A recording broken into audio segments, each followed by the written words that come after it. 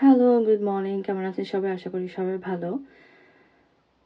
গতকাল রাতে ১টার সময় আমরা পোল্যান্ডে এসে পৌঁছাই। হোটেলে আসতে আসতে আমাদের প্রায় ১:৩০, শুতে ২টার মতো বেজে যায়। ভাবলাম যে এত টায়ার্ড থাকবো, নিশ্চয়ই ঘুমাবো, ঘোড়া বেঁচে একটা ঘুম হবে। কিন্তু না, ৫টার সময় ঘুম ভেঙে গেল। ওই ৩ ঘন্টার ঘুমটা খুব ডিপ ঘুম দিলাম, যার কারণে ৫টার সময় ঘুম ভাঙার পরও না সেই টায়ার্ডনেসটা লাগতেছে না। আর আমার সামনেই একটা চার্চ, এই চার্চে একটা ঘন্টা বাজছিল, সকাল ৫টার একটা ঘন্টা। সো ওই ঘন্টার জন্য ঘুম ভাঙলো, তো উঠে দেখি যে খুব রোদ, সুন্দর রৌদ্রোজ্জ্বল একটা পরিষ্কার ঝকঝকে দিন, খুবই সুন্দর, আর সামনে সবুজে ভরপুর। সো পোল্যান্ডের ফ্লাইট পেলেই না খুব ভালো লাগে। যখনই পোল্যান্ডের ফ্লাইটগুলো পরে আসি, খুব এক্সাইটেড থাকি, খুব আনন্দ কাজ করে মনের মধ্যে, কারণ আমার পোল্যান্ড দেশটা অনেক পছন্দ। যখন আসি এদের ওল্ড টাউনে যাই, ইতিহাসে ভরপুর, মানে হিস্টোরিটা ফিল করা যায় এদের, পুরো মিডিয়েভাল একটা লুক।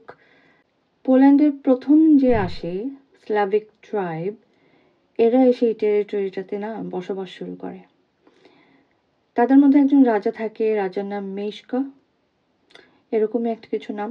তারপরে সে যখন মারা যায়, তার ছেলেদেরকে তখন সে দেশটা ভাগ করে দিয়ে যায়, কিন্তু ভাইদের মধ্যেও মারামারি চলে ক্ষমতার জন্য। তো যাই হোক, এরকম যুদ্ধ চলতে থাকে, ভাইদের দ্বারাই যুদ্ধটা শুরু হয়। 4 ভাই থাকে, তারাই নিজেদের মধ্যে লড়ালড়ি করতে থাকে, এটা সুযোগ বাইরে থেকেও মানুষ নেয়। সে এরকম করতে করতে না অনেক যুদ্ধ হয় পোল্যান্ডে, অনেক অনেক অনেক যুদ্ধ। এদের সবচেয়ে বড় যে যুদ্ধটা হয় সেটা হচ্ছে ওয়ারসার যুদ্ধটা। ওয়ারসার যুদ্ধটা যখন শেষ হয়, তখন এদের একটা কনজারভেটিভ পার্টি হয়, গভর্নমেন্ট রুল, এবং তখন থেকে এরা উন্নত করতে থাকে, দেশটা আবার গড়ে শূন্য থেকে আজ এই পর্যন্ত। এরা সব কিছুতে এখন সমৃদ্ধ। সো এদের যে গোল্ডেন এজটা, সেটাকে বলা হয় মিডিয়েভাল যে যুগটা, সেটাই এখানে ফিল করা যায়। প্রতিটা ইটে, প্রতিটা কর্নারে এদের যেই মিডিয়েভালের স্বর্ণযুগটা, এটা ফিল করা যায়। আর পোল্যান্ডে ওরা সবচেয়ে বেশি সমৃদ্ধ যেটাতে, সেটা হচ্ছে পাথর, অ্যাম্বার যে পাথরটা, সেটা দিয়ে কিন্তু এরা অনেক উন্নত করে। বিভিন্ন দেশের থাকে না, যেমন সৌদির তেল, এরকম বিষয়টা। তো পোল্যান্ডের হচ্ছে অ্যাম্বার যে রকটা, সেটা অ্যাম্বার পাথর। যেখানেই যাবেন পোল্যান্ডের, সেই অ্যাম্বার পাথরটাই দেখা যায়, জুয়েলারি, এভরিথিং অ্যাম্বার পাথরটা দিয়ে।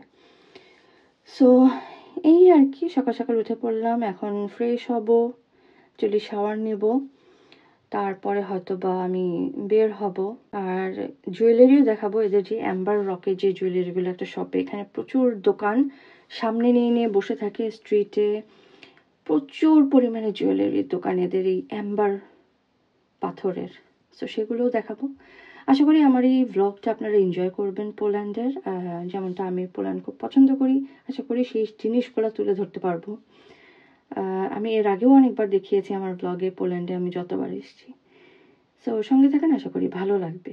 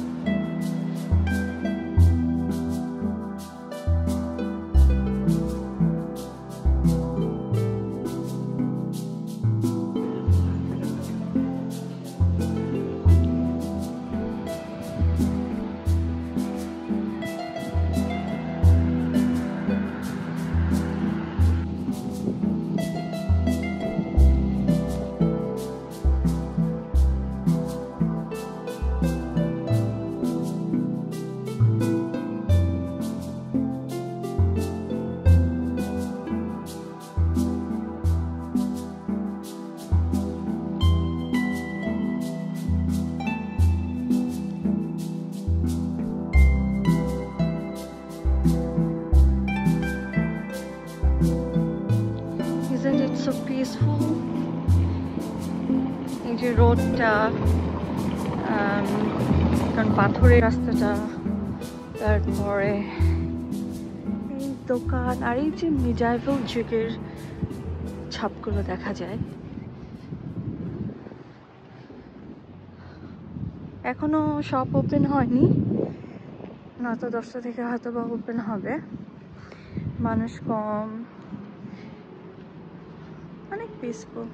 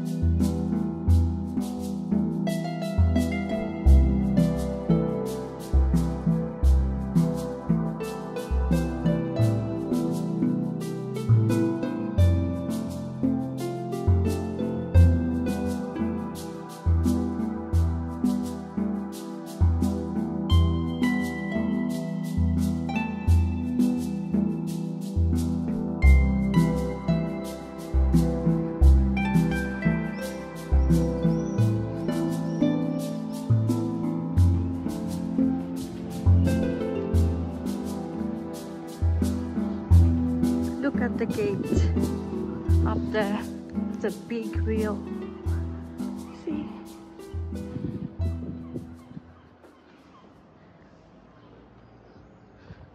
Wow. And look at this. Subhanallah. কি যে সুন্দর।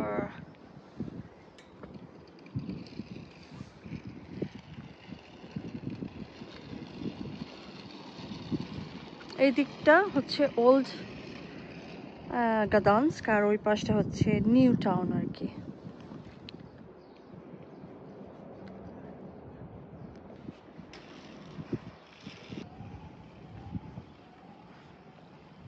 কত পরিষ্কার, একদম টিপটপ যাকে বলে, ক্রিস্টাল ক্লিয়ার।